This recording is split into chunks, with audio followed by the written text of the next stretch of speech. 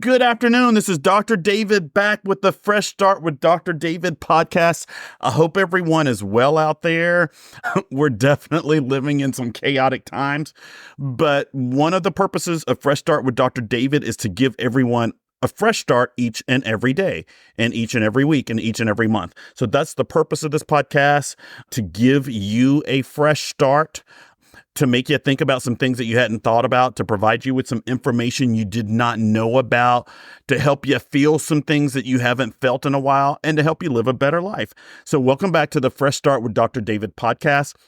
If you haven't done so already, definitely check out the past couple of episodes. I did an episode with Phoenix Soul about her new book, which is Become Your Own Peace. It's a 21-day workbook that helps you grow your relationships with other people and get back to your own internal sense of peace and prosperity and stillness and resilience and serenity. So definitely check out that book on Amazon.com. Also check out the recent episode that I did, or the recent episodes that I did with Mr. Gary Scott, an expert on grief and bereavement, that episode, and also the episode that I'll be uploading shortly that we just did yesterday on the concept of free. And as I've shared in previous podcasts, it's my belief that everything in life has a cost and a value to it, and things are not free, even if you're not the one who funded it. So anyway, but you'll find out more about that in that episode. Today, I'm so excited. I've got one of the most celebrated guests that I've ever had on the show.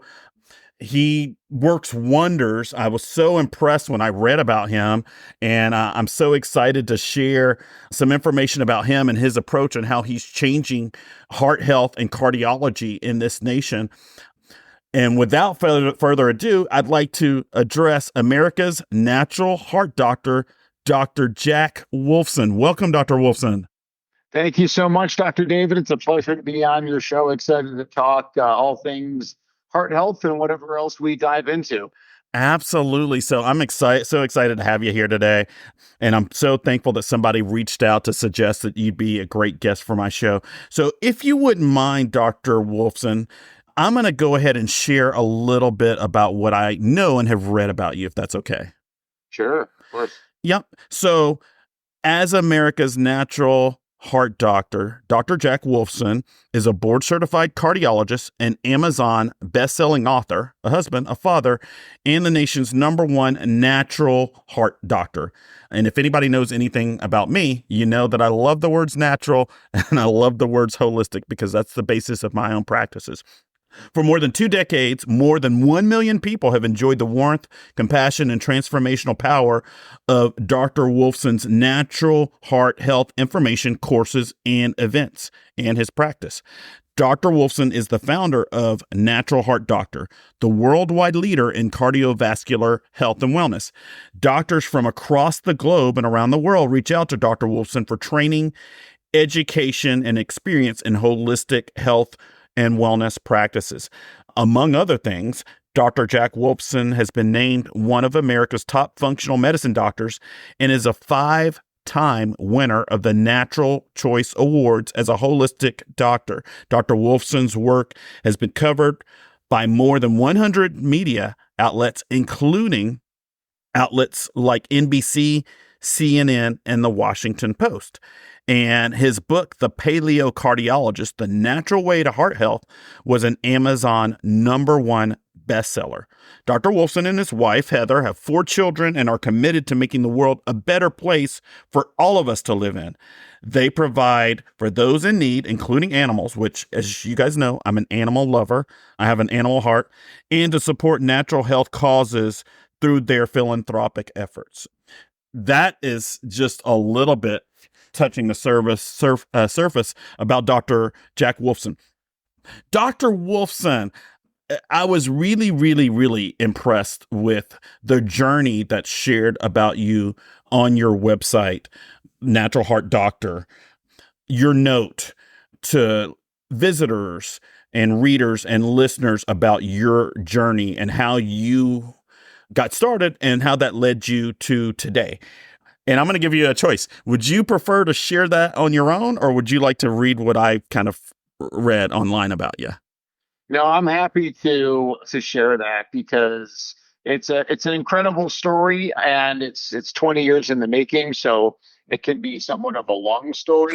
But I like to tell people I was born into the medical matrix, into Yes. the pharma, insurance, hospital complex. Okay. In fact, when I was in my mother's womb, I'm listening to conversations about cardiology Okay. from my Ah. father, talking to my mother, talking to friends. So I definitely would say that I was born into that matrix.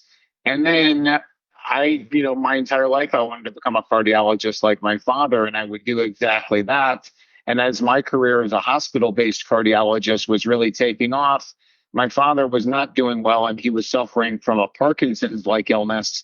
And eventually he got diagnosed at the Mayo Clinic with PSP, or progressive supranuclear palsy.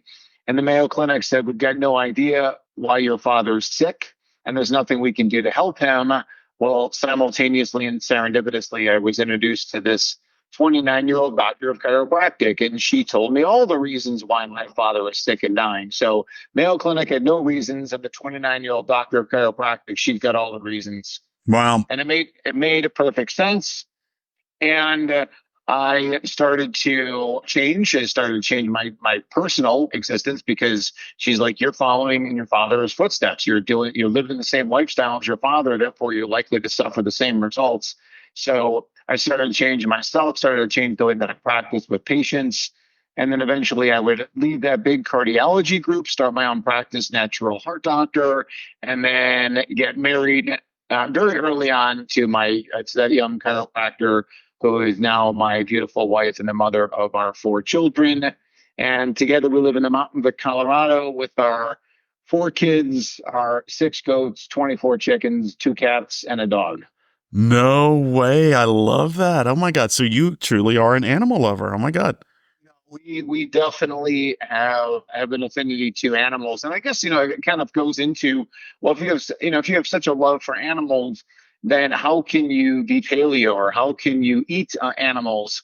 Why aren't you vegan? Well, Hmm. it's obviously a big, massive discussion, in that arena. But it just, listen, humans are hunter gatherers. We hunt and we gather, but the only animals that my wife and our family and I would ever consume would be those that are ethically raised, free range, grass fed. In fact, the vast, vast, vast majority of the meat that we eat is from truly free range, essentially wild bison Hmm. that are untouched by man, and then they are ethically field harvested. So a marksman from a distance shoots the animal without stress hormones being released, without any kind of slaughter pen that are typical, of course, in the cattle industry. This field harvesting is much more expensive, but it leads to a healthier animal. It is a certainly much less cruel way to go, to be sacrificed. I don't make the rules, it's Mother Nature. And of course, vegans who eat fields of soy and corn, and they just are destroying the planet in that arena, and they kill just an infinite number of life forms in their arrangement. We feel that the way that we live is much more congruent with nature. Awesome. So let me share a little bit, and I want you to expound if you don't mind. In your note on your website, it says cardiovascular disease is the number one cause of death in the world. The ripple effects of heart attacks, strokes, atrial fibrillation, also known as AFib, heart failure, and other cardiovascular conditions are felt by millions of people. Doctors' offices and hospitals are filled to the brim with patients searching for health, and in particular, heart health. Heart disease is a pandemic that modern medicine cannot vanquish. The current cardiology model is broken. Doctors receive training in what he calls, or what you call, label medicine. A person complains of a group of symptoms and the doctor assigns a label to it. The label might be high blood pressure, AFib, heart failure. It could be cancer, depression, fibromyalgia, etc. And then once that label or category is assigned or applied, next comes drugs, tests, procedures, and things like that. Tell me about what your experience has been with that system that uses labels to treat people and define who they are. Well, my experience with it is that, and I've got extensive experience in it because I did it for so many years, is that it doesn't work. And it is only a model that is constructed for control, for financial reasons, essentially to, this has been going on since the early 1900s to co-opt health and wellness and our God-given abilities to stay healthy, and then just use that pharmaceutical surgical model to perpetuate the sickness and the control and really just make us into customers Right. for our entire existence. So, that's kind of how it's all born. The medical doc, you went through medical school just like I did. So, it's just the conversation there is about somebody comes in, we try and use their signs and symptoms, put a label on that. This person has depression. This person has anxiety. This person has lupus. This person has coronary disease or cancer. So we put all these different labels on people when they fit this diagnostic criteria. And then immediately we're trying to think about, okay, well, what is the pharmaceutical? What is the surgical approach? What is the testing that we can do on the individual person? But it's never about causation. Why does someone have depression, anxiety, stress, fear, worry? Why do they have psychiatric issues? Why do they have, physical issues in the sense of why do they have coronary disease? Why do they have cancer? Why do they have autoimmune? Why do they have dementia? And that's what we do with my company, is that it's all about getting to the root cause of why people are sick. And then once you have the cause, you have the cure. And that's the only way it's going to be. Health is never going to be from a prescription bottle. It's not going to be at the corner of Health and Happy, where, Walgreens is. It's not going to be at the tip of a needle. It's not going to be found there. I totally agree with that. And one of the things that really, really impressed me and, led me to feel like we're kind of, doing similar work is that you said that the problem is that label medicine doesn't work. Labels make it easier to practice medicine, but once a doctor assigns a label, the treatment plan is set. And it's just a Band-Aid. It doesn't address the root cause of the signs and symptoms. When the cause is not identified and reversed, healing can never happen. And that's one of the main reasons why I have the kind of holistic mental health and wellness practices that I have, is because I realized really quickly at the end of my medical school career, around the time that I would be, applying for residency and things like that, is that all of the treatments, for the most part, that are available in psychiatry to help patients get over things like depression, anxiety, etc., are basically just masking the symptoms. They don't actually really get to the cause. And that's why I love so much the work that you do, because just like me, my practices are root cause analysis based practices. So at the end of the day, if somebody comes to me with, depression or anxiety, part of what I do is get to the root cause of it, psychodynamically, psychoanalytically, otherwise. And we work through it to not only help mitigate the symptoms and signs, but also to work from the inside out, from the root of the problem. In terms of your thinking, what are some of the things that you think are the problems or the root causes of cardiovascular disease? Well, we view everything through the lens of, I think, what we call the 100-year heart method, and that's eat well, live well, think well. So everything is a deficiency of the good stuff or an excess of the bad stuff. Yes. You look at all those things of eat well, live well, think well. And you and I, before we started recording, we talked about the concept of think well. And actually, chapter 5 in my book is called One Nation Under Prozac, where everybody is on Prozac, which Right. is not or similar, and that's not the answer. Yet I want everyone to know that if you have a mental health diagnosis, an emotional health diagnosis, that you're at much higher risk of cardiovascular disease like heart attacks and strokes and dying of cardiac causes. So the answer, of course, is not Prozac, which doesn't help any of that. It's getting back to that root cause. And when we look at these things and we talk about root cause, and we can say, well, what about diet? Well, we know that people who consume the most amount of seafood have the best brain health. They have the lowest risk of things like anxiety, anger, depression, and anything that's ever been studied. If we look at all the different artificial sweeteners and flavors and how those are neuroinflammatory, leading to not only these, psychiatric, mental health, diagnoses, but also cardiovascular. So again, just, and we look at all the pesticides and chemicals, how the pesticides disrupt the gut microbiome, Hmm. and the gut microbiome disruption is well known linked to brain disorders as well. So the medical doctors, of course, we'd love to pigeonhole everybody not only to diagnoses, but also like to compartmentalize particular professions. Like, hey, I'm a cardiologist. I focus on heart. But practitioners like you and I, Dr. David, when we focus on the organism, the human as a whole, Yes, and improve on all those things, then everything gets better. absolutely. And it really is so beautiful. If we look at, for example, plastic, there was a recent study that came out where they looked at people undergoing a procedure called a carotid endarterectomy, where they clean out the arteries in the neck that lead to the brain to provide nutrients to the brain. Okay. But when they looked under a microscope at the arteries and at the plaque in particular, they found 2/3 of the people they looked at had evidence of microplastics. Under a Hmm. microscope, they could see plastic particles in the carotid plaque. Wow. Surprisingly, 1/3 of the group did not have evidence of that. They were actually able to find 1/3 of people without plastic. Hmm. But here's the rub here. The group with the plastic Hmm. had 3 times the risk of heart attack, stroke, and dying over the next 3 years compared to the people without plastic. So now we know that plastic is linked to Hmm. coronary disease, which we've known for years already, but this is just the latest study in the New England Journal of Medicine, which is one of the top 3 medical journals in the world. Hmm. But we know that plastic is also linked to brain disorders. It is linked to dementia. It's linked to Parkinson's.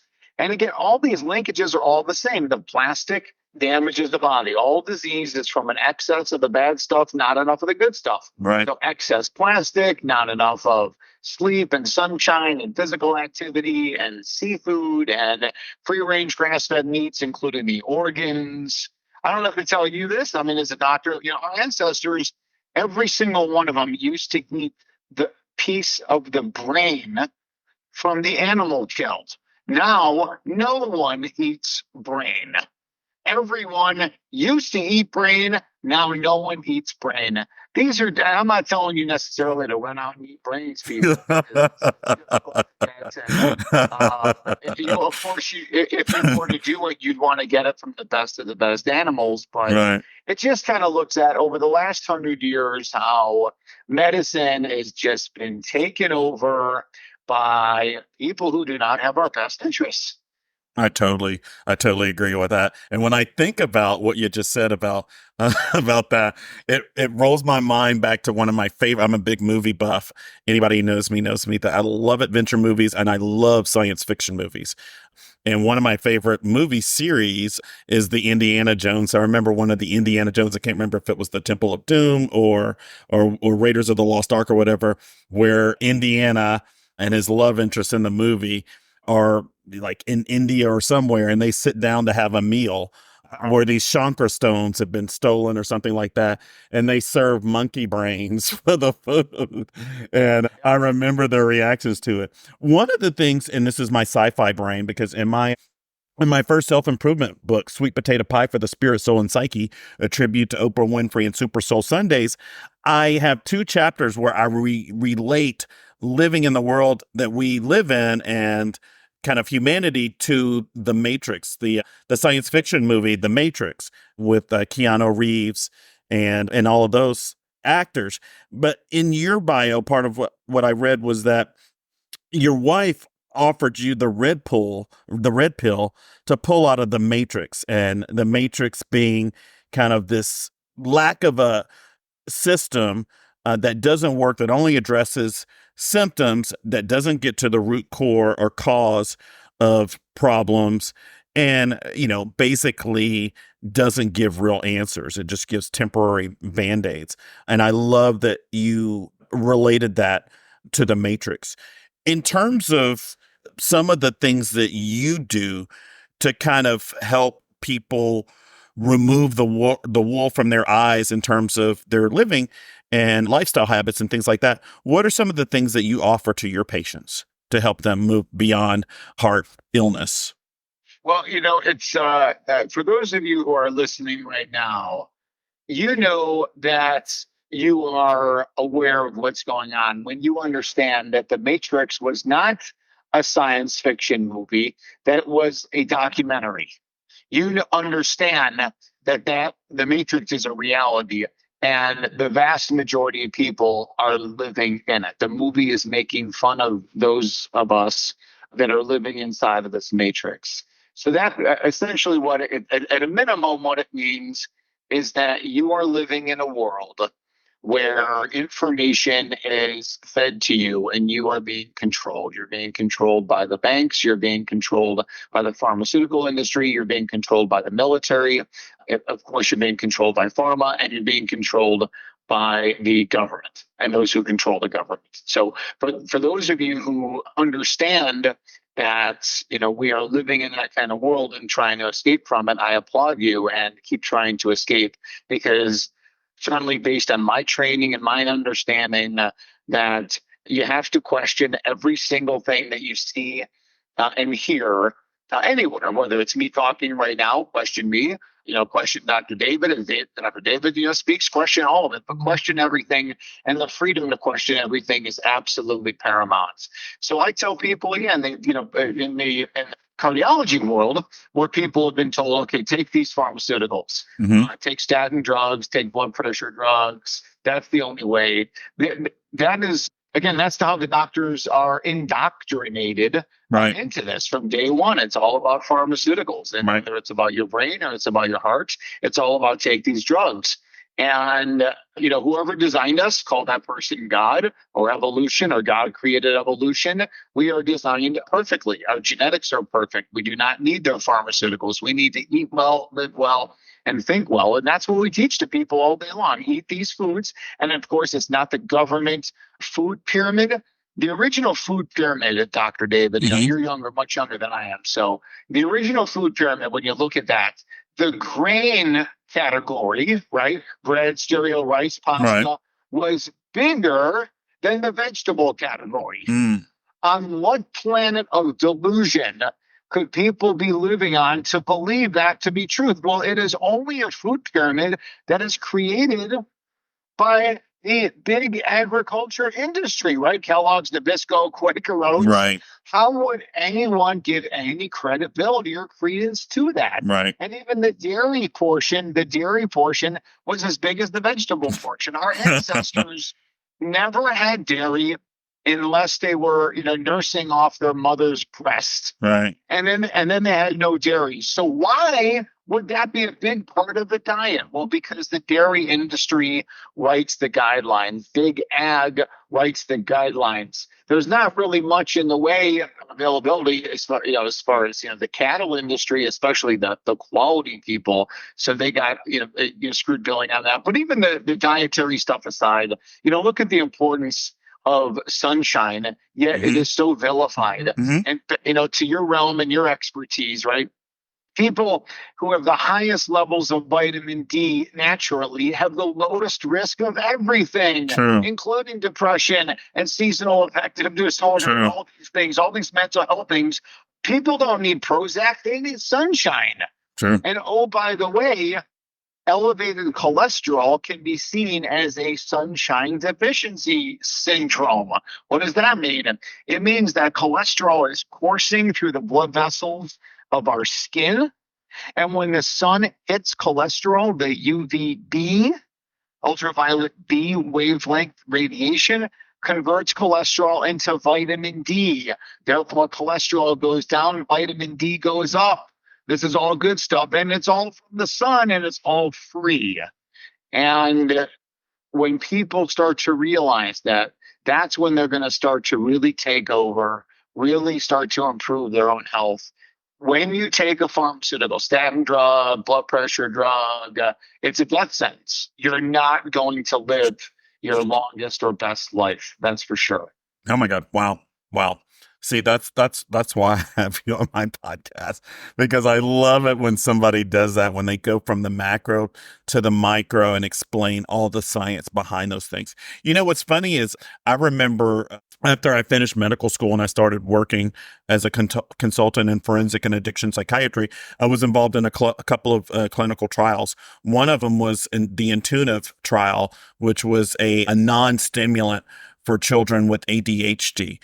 But I remember there are so many trials going on, and I remember one. I can't remember if it was a periodical or an editorial or whatever, and they were actually talking about putting statins in the water. And when I read that, I was just like, wait, they already put fluoride in the water. They're going to put statins in the water. And the funny thing about it is that I also remember when I was in medical school, when I did my clerkships in internal medicine and family medicine, all these patients would come in on statins complaining of muscle problems and muscle aches. And, in my mind, thinking, rhabdomyolysis and things like that, all the things that you think about that you learn in medical school about, how statins work and the side effects associated with them. And a lot of times, all of the things that they would report, these symptoms associated with taking a statin that had never been there before, were dismissed. Oh, you're not really in pain. Your muscles don't really hurt. And I was just like, gee, isn't that where, glycogen is stored in muscles? So it kind of makes sense if you would design a drug that affects HMG-CoA reductase that, it would affect the muscles where it's stored. To me, that's just kind of logic. But a lot of times, patients were just ignored. And the same thing about, in medical school, we were taught that you treat pain until pain is gone. But then after that, or during that time period, we ended up with an opioid epidemic. So just kind of amazes me how logic just gets ignored. Yeah, but it's done that way obviously on purpose. So many different ways that they control us. The pharmaceutical industry is nothing more than a marketing agency. They don't discover anything. They don't, do the bench research. That's all done in universities, sometimes funded by big pharma. And then when a discovery happens, and of course these are negative discoveries, but when they happen, pharmaceutical companies, of course, then acquire the said chemical compound and then put it to the marketing arm, and there you have it. So they're strictly marketing companies. The pharmaceutical industry is a 1.5 plus trillion-dollar industry annually, and it's just an abomination, on so many different levels to us. Let me talk real quick about statin drugs, and like you said, HMG-CoA reductase. So what that statin drug does, it inhibits that particular enzyme. And one thing that enzyme or protein does is that downstream from there, it makes many different things. Yes. So it turns basically food into cholesterol. And if you inhibit that, then you no longer have cholesterol. Well, we need cholesterol for a whole variety of reasons. That's why it's chapter 1 of my book. So yes. Cholesterol is king in there. But what else happens? Like you said, CoQ10 happens there. So CoQ10 is involved with cellular energy in the mitochondria that creates ATP, cellular water, does some incredible things, of course, in cells. We can't live without it. Yet statin drugs are known, according to a study done in Journal of Internal Medicine, I believe that was back around 2010, that showed that statin drugs lower CoQ10 levels by 40%. Now, there's other things also that HMG, CoA makes, and that includes something called dolicol. Dolicol is a very important steroid-like molecule that the main place it's located is in the substantia nigra of the midbrain. So now you have Parkinson's. This area that is well known with all these movement disorders, correct, like Parkinson's and the disease my father died from, PSP, and my father took a statin drug for several years. So now these people don't have dolicol. That's in the literature. And the other thing that destroys dolicol levels, and my father also had a habit of, was alcohol. And alcohol, certainly the link between Parkinson's and movement disorders is there as well. So one more thing, too, is that the HMG-CoA also produces a protein called heme A. And heme A is found in cytochrome C oxidase, or the fourth cytochrome in the energy electron transport chain. So now you've got multiple different ways that this pharmaceutical destroys cellular energy. Why would anyone want to take this poison? And then, as you and I discussed before we started recording, and you mentioned the fluoridation of water, putting fluoride in the water, statin drugs in the water, I was fully aware of those conversations. I was part of those conversations, and I was probably one of the guys who would have been like, yeah, whatever. Yeah, why not? Makes sense.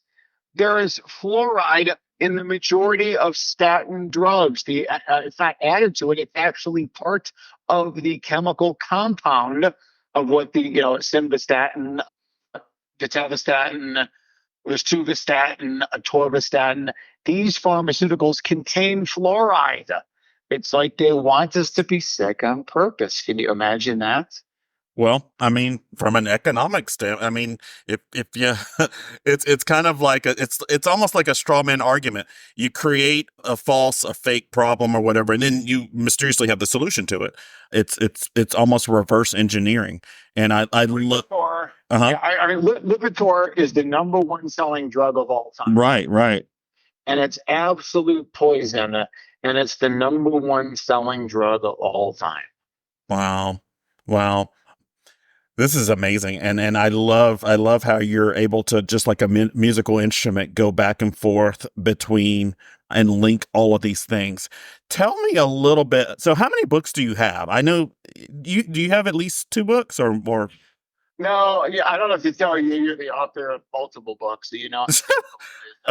Just, I've got the one book, uh-huh, from 2015, the uh-huh, paleocardiologist. Everything else I put up online and on social media, right. and on videos and recordings, like this. I've often toyed with the idea of writing another book, but I think that kind of in general, society loves their little sound bites. They love their little True, tidbits. So true, kind of, I wonder if writing another book true. would be necessarily worth it. And frankly, listen, everything I wrote in 2015 stands on its own. True. The only thing that I kind of changed, really, a couple different things. Hmm.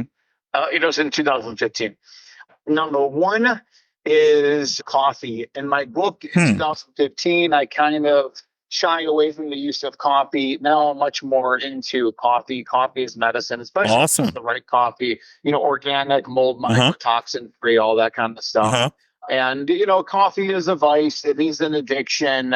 But I think that it's probably one of the better addictions, and the medical literature really bears that, certainly as it relates to cardiovascular disease, cancer, longevity, brain-based disorders. And then the other thing, which I don't talk about much in the book Hmm. really at all, is water damage, mold, Hmm. and bacterial growth. So when you have water damage in your home, because the homes are made with synthetic, materials, or even, wood and natural materials that are prone to water damage, not only from a leaky roof or shower or sink or toilet, Hmm. but also from humidity and humidity changes.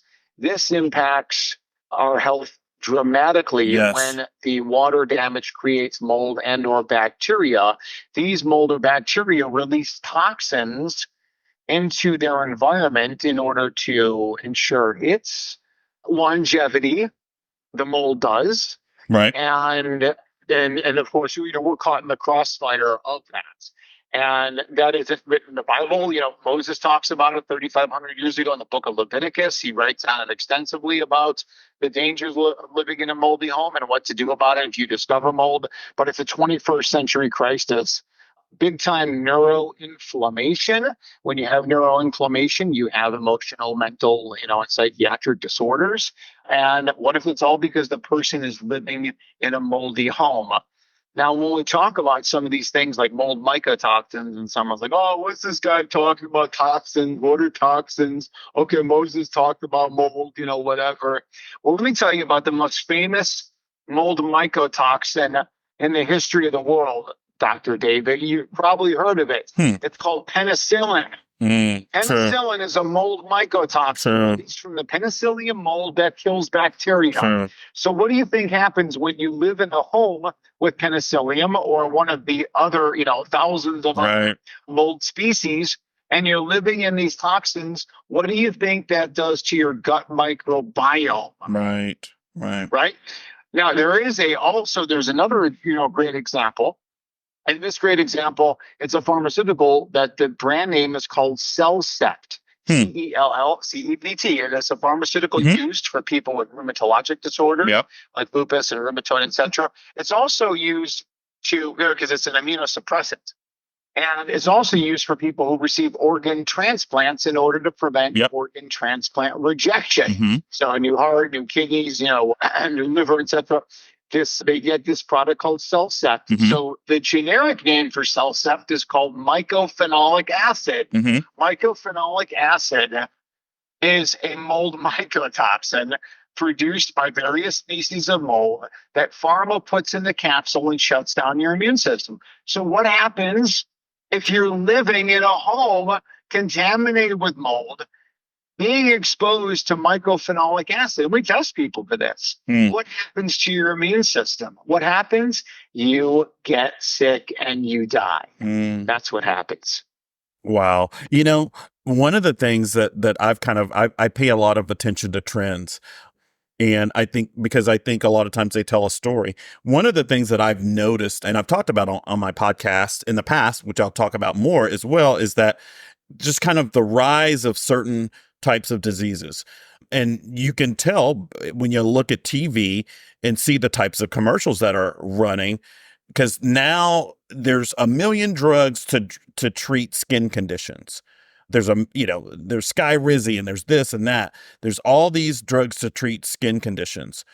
And then there's a million drugs to treat gut problems like ulcerative colitis and Crohn's disease and all these other things. But there's been this rise in gut problems and this rise in skin problems. And I don't think it's by accident. I think it's because of things like mold and things like that nobody, the CDC, the NIH, I don't know who's talking about these things. I don't see it being talked about, but I think it's a huge problem right now. Skyrizi, you mentioned that and stuff like that. All these things like, eczema, autoimmune, gastrointestinal disorders, everything has a cause. The pharmaceuticals will never be the answer. The pharmaceuticals will continue to kill people. It'll make them sick. It'll make them, ready, on their way towards dying a premature death. They're never going to be the answer. They're not studied. They are extremely problematic. You have to figure out why. Again, going back to eating seafood, people with the highest levels of seafood consumption, lowest risk of eczema. Highest amount of sunshine exposure, lowest risk of eczema. Sleep, stress disorders, right in your world, highest levels of stress linked to the highest, risk of eczema and other, types of skin conditions. As long as we're on the subject, let me mention this. There's two actually cardiology diagnoses that are related to stress. One is called Takotsubo cardiomyopathy or broken heart syndrome. Classically, a 40 to 60-year-old woman who gets into a fight with her spouse or boss, suffers a heart attack. We take a look inside. There's no evidence of coronary disease. It's likely a spasm or clot. That caused, that was the, final event that tipped them over, but it was all stress induced. And the other is called spontaneous coronary artery dissection or SCAD. Right. It's one of the main causes of heart attack in premenopausal women. So these are all stress induced, and we got to take control of it. And as we said, right, the answer is not, well, let's put Prozac in the drinking water. The answer is to get people to understand that stress is bad, and then hopefully provide them strategies on how to, reduce their stress levels. No, absolutely. Absolutely. And one of the reasons why I wrote my book, The Nutrient Diet in 2021, is because during COVID, I put on a lot of weight. And traditionally growing up, I was always one of the skinny kids, not the skinniest kid. So I didn't get picked on and called, grasshopper or daddy long legs or any of those names. But I was always thin and I could kind of, eat what I wanted and not gain weight and things like that. Then when I was in college, I had some anxiety. I was taking 18 hours a semester, working full time, and I was stressed out. And instead of reducing my hours at school or not working, which would probably have been better solutions, I wanted to keep going at the same rate. And my doctor, my primary care physician, put me on a medication called Boost Bar. And I happened to be a slow metabolizer, and it made me sleep all day. And I took it for about a week. And I just, I couldn't do anything but sleep. It just knocked me out. And so finally I went off that drug. But the reason why I mention it is because my metabolism was never the same after I got put on Boost Bar. When I wrote The Nutrient Diet, I gained about 70 or 80 pounds during COVID. And I went on vacation and my first vacation in 20 years, mind you, in Key West. And I got checked into my room, got undressed, and tried to put on my swim trunks. And I hadn't been on a vacation in 20 years, so I hadn't tried on swim trunks in ages, and they wouldn't fit. And, and so I had to walk to TJ Maxx and get some more swim trunks. And the size that I kept trying kept getting larger and larger. And once I got to size 36, I said, David, something's wrong here. We got to fix this. And I said, while you're on vacation, you can eat what you want, you can drink what you can do whatever, but when you get back, you're changing. And that's when I wrote the nutrient diet. My book starts, it's 50% the biochemistry and metabolism of the things that you put in your body and what happens to them. And then the other 50% is the psychology behind the eating choices. But my book, the first chapter of it starts out with water. And the reason why I wanted to start out with water is because our bodies are mostly water. And so to me, it makes sense if you want to control how your body functions, the physiology of it, how it metabolizes things, that you would start with water. In terms of your book and your kind of approach to things, what are some of the things that you think are most important in terms of diet and how we live each day that make a big difference in the prevention of disease, be it cardiovascular or otherwise? Well, I will say this, is that there's so much debate in the food industry, as we kind of alluded to before. We got vegan, vegetarian, paleo, keto, carnivore, and everything in between. One point that I like to get home to people is that no matter what type of diet you follow, make it organic. Get the chemicals out of your diet, aspartame, aspartame, artificial sweeteners, colors, flavors. Get the pesticides out of your diet. Get the plastics, the synthetics, and stuff like that out of your diet. Eat whole, real food that is organic. That's the number one thing that we should be looking at. The next thing, of course, I'm a big seafood guy. I'm a big nose to tail animal guy, specifically bison, including the organs. And then I'm always gluten free. I don't see any reason to eat gluten containing grains. I think they're all neuroinflammatory. They destroy the gut. It's not human food. So those are those things that we really focused on over there. You mentioned water, and of course, quality water and clean water, really free of plastic and pesticides and other contaminants, are certainly very important, but the majority of the water in our body is actually made internally inside of the cells, inside of the mitochondria. So that's incredibly important to produce good intracellular water. And that only happens when you have strong mitochondrial function, free of statin drugs and other pharmaceuticals. And you do have good, levels of cofactors that you get best from eating seafood and from the organs are all critically important. So yeah, we all understand that mitochondria make ATP, but it also makes cellular water. Sure. So as we take in food and oxygen, the hydrogen atoms from the food plus the oxygen from the air leads to H2O production intracellular, along with CO2 when we exhale CO2, but we keep that cellular water, and having good structured quality intracellular water is absolutely paramount.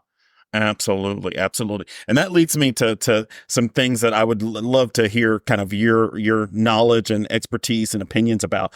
I am a huge seafood eater, love seafood. I love eating the whole fish. I'll go and, get whole fish and change it up. I'll have, raspberry or strawberry this or that one day and this or that, some other type of fish a different day. I love to switch back and forth between different fishes and things like that. I know and it hasn't stopped me from eating fish, although I try to be as picky as I can about where I get my fish from. But I know one of the big things that I've heard people who are opposed to kind of a pescatarian centered diet or a fish-based diet is they point to things like mercury and things like that. Share a little bit with us about your kind of approach to eating fish and just kind of like, best practices and things like that when it comes to eating fish. Yeah, so I think that the benefits of eating seafood far outweigh the risk of any kind of metal exposure. Yes. Start off with saying that. Yes. Mercury, lead, arsenic, cadmium, these are naturally occurring elements on planet Earth. They are not man-made. So we should not be quite as worried about them. And in fact, the American College of Obstetrics and Gynecology, what they did is that they told people, pregnant women to avoid seafood for many years. And then they reversed that because what happened was women were avoiding seafood and they were giving birth to low IQ babies. Oh. We don't, so that was clearly a major mistake. Now, we have a product called Wild Salmon Roe, Hmm. which is Wild Salmon Roe, Pacific Northwest, in a capsule.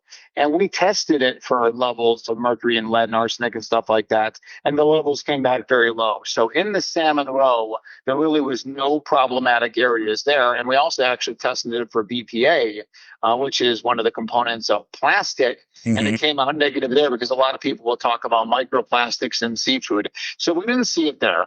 I eat a ton of seafood. A lot of my patients eat a ton of seafood, and we're not seeing problems with metals. Now, one thing we could be concerned about would be big fish like shark, swordfish, marlin, halibut, big sea bass, even Hmm. big tuna. Okay. There are companies now that are testing their tunas and they're getting smaller size tuna. They're testing it and levels are coming back very low. So listen, we eat a lot of wild salmon, sardines, anchovies, clams, oyster, shrimp, lobster, crabs, Hmm. scallops. Scallops are just a phenomenal Love scallops. superfood. Of course, I'm talking about wild.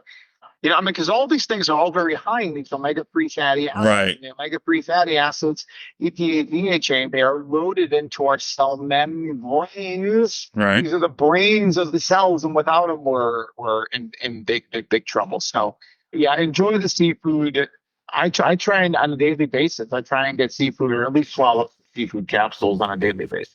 Awesome. Is there a particular type of fish that you tend to, you know, move towards more than others, or just everything? Well, yeah, I mean, we do, we love the wild salmon and I love the shellfish. We eat a lot of sardines. We, use anchovies a lot, Uh-huh. salad dressings. And then, we try and eat the salmon roe. If I'm not eating the salmon roe, I'm swallowing salmon roe capsules.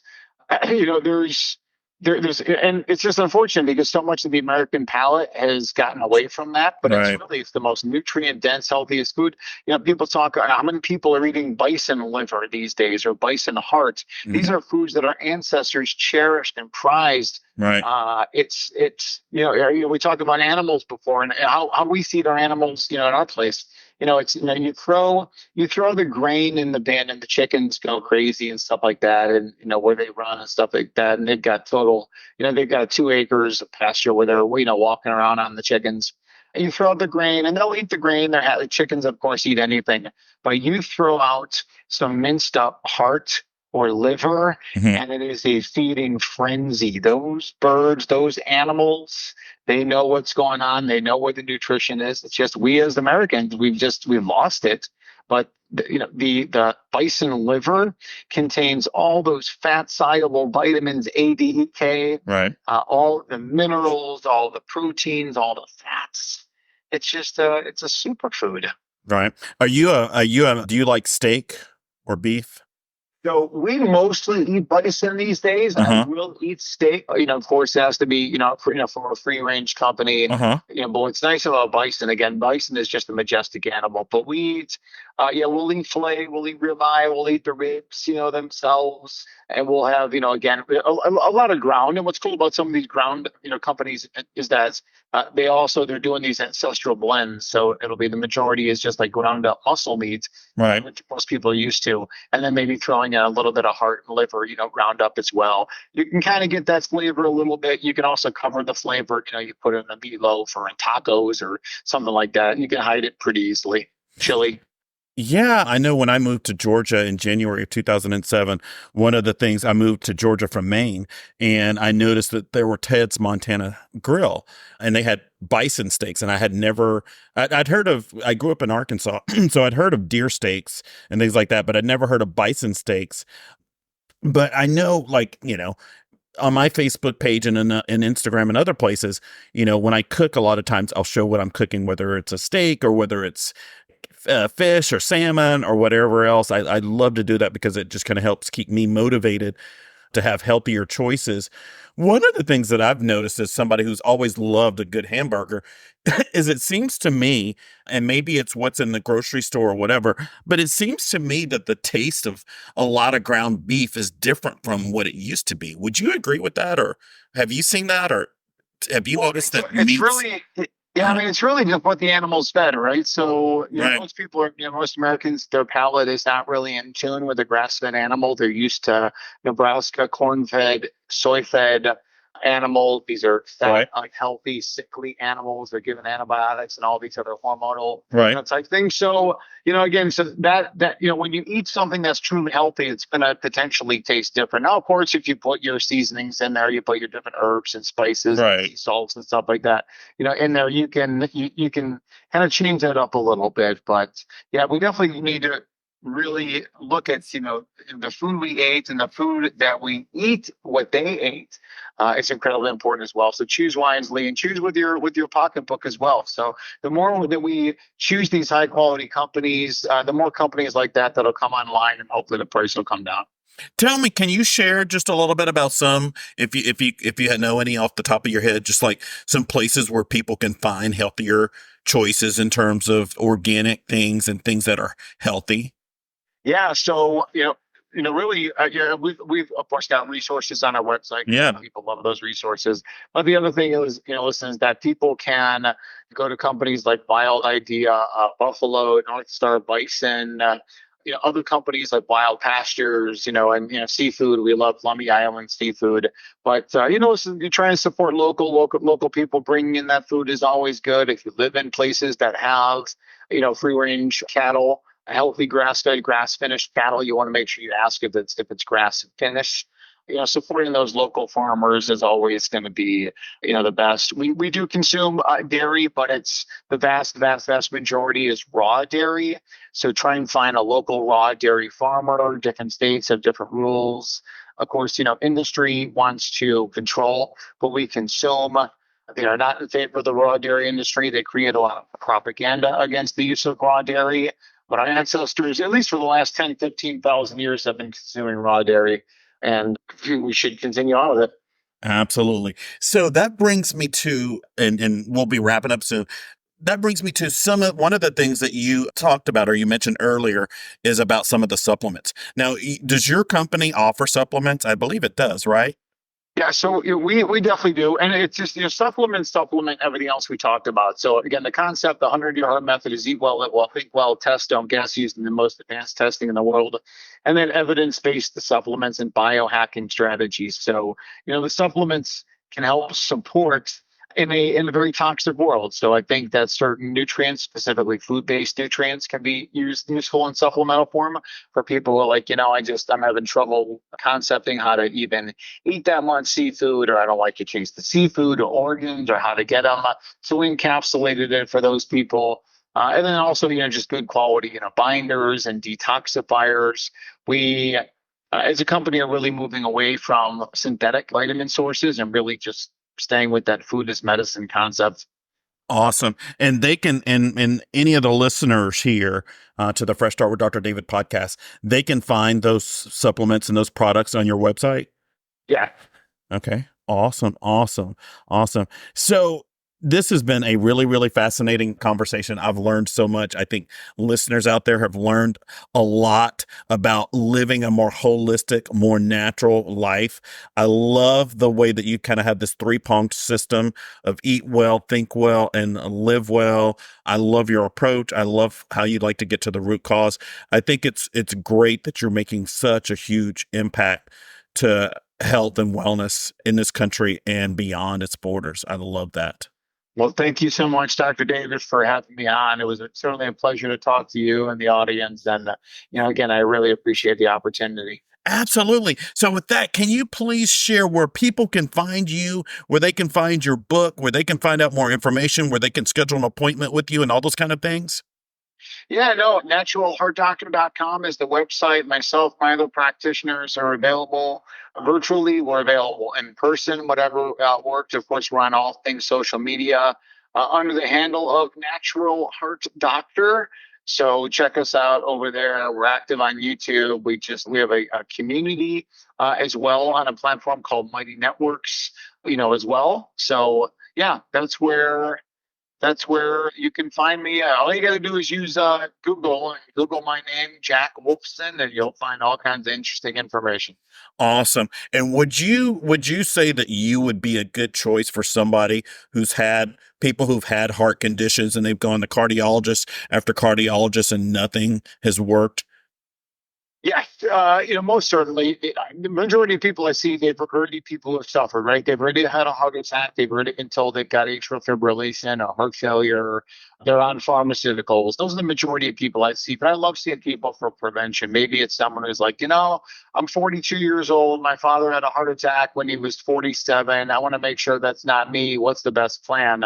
The best plan is certainly not pharmaceuticals. The best plan is to figure out why your father had the event and make sure you don't follow in those footsteps. That's the ideal way. But yeah, I've got myself another cardiologist, a team of naturopathic doctors, chiropractors, health coaches practicing all over the country.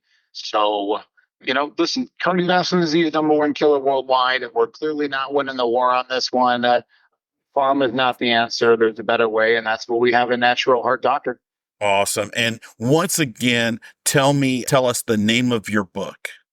So the book is called The Paleocardiologist. And actually, if you go to that URL, thepaleocardiologist.com, you can get the book for free. All you do is pay shipping at that URL, thepaleocardiologist.com. You can get it right there.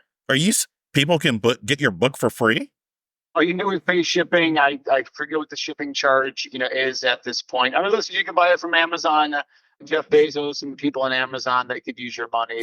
But, if you want a few bucks, you can order it directly from us, and we'll send that right out to you. That is awesome.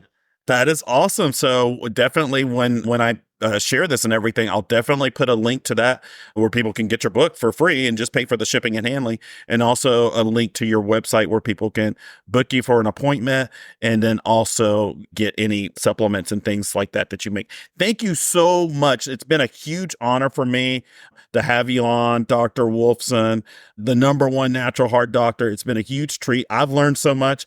I got a review in biochemistry today and learned a lot of things that I didn't know before. Thank you so much for being here today. Much appreciated. Thank you. Thanks so much, Dr. Wolfson. You take care, and you guys take care out there, and be sure to stay tuned for the next episode of Fresh Start with Dr. David.